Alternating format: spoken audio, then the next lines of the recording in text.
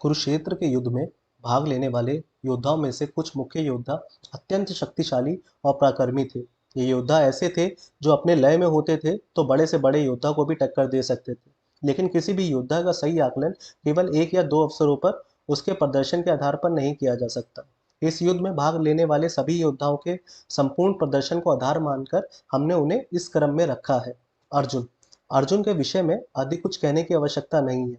उनके द्वारा लड़े गए सभी युद्धों में उनका अद्भुत रण कौशल और पराक्रम ही सब कुछ कहता है। उन्होंने सभी कौरव योद्धाओं को हराया था और किसी भी युद्ध में पराजित नहीं हुए थे। जितनी सफलता उन्होंने पाई थी, उनके आसपास कोई भी नहीं ठहरता था। साथ ही उनके प्रदर्शन में भी एक रूपता थी जो उन्हें दूसरों से अलग करती थी। भीष्म भीष्म कौरव पक्ष के सर्वश्रेष्ठ योद्धा थे। उन्होंने एक बार परशुराम जी को भी पराजित कर दिया था।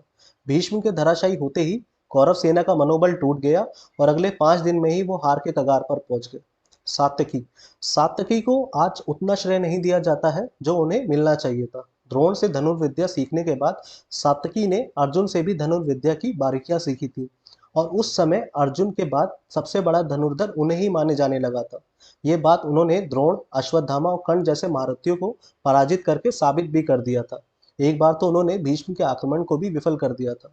भीम भीम शारीरिक बल में तो सर्वश्रेष्ठ थे ही, सभी अस्त्र शस्त्र में भी पारंगत थे। उन्होंने अपनी अस्त्र विद्या, बल और अदम्य साहस का परिचय बार बार दिया।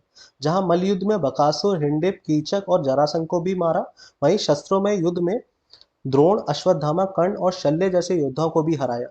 अभिमन्यु अभिमन्यु अर्जुन के समान ही वीर थे और सभी तरीके के शस्त्रों में पारंगत थे। वो भी अंत तक अपराजित रहे। कोई भी कौरव योद्धा अकेले उन्हें हरा नहीं पाया। उनका साहस अतुलनीय था। 13वें दिन उनके अद्भुत पराक्रम से यही सिद्ध होता है। उनमें केवल अनुभव की कमी थी। कर्ण कर्ण बहुत बड़ा योद्धा था। कुछ अवसरों पर उन्होंने भीम और सत्यकी जैसे योद्धाओं को भी हराया। अर्जुन से वो बार बार हारे, लेकिन 17वें दिन अपने पुत्र की मृत्यु के बाद उन्होंने अर्जुन को कड़ी टक्कर दी थी, पर अंततः अर्जुन के हाथों वीरगति को प्राप्त हुए थे। घटोत्कच घटोत्कच इतना बड़ा योद्धा था कि उसे मारने के लिए कर्ण को इंद्र के वास्त्र का प्रयोग करना पड़ा था। अश्वत्थामा अश्वत्थामा भी बहुत बड़ा योद्धा था। हालांकि उसमें साहस की कमी थी। वो अपने पिता के दिए दिव्य अस्त्रों पर ज्यादा निर्भर करता था।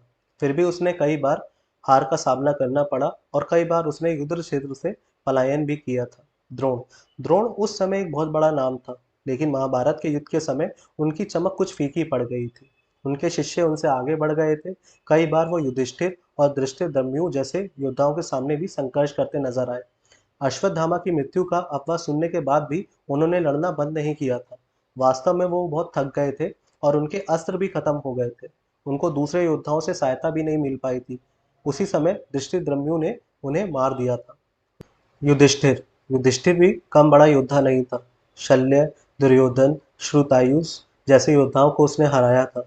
14वें दिन एक बार उसने द्रोण के आक्रमण को भी विफल कर दिया था। 17वें दिन कर्ण को भी कड़ी टक्कर दी थी, लेकिन अंत में हार गया था। आपको क्या लगता है, कौन थे महाभारत के सबसे बड़े योद्धा? कमेंट बॉक्स में जरूर बताएं।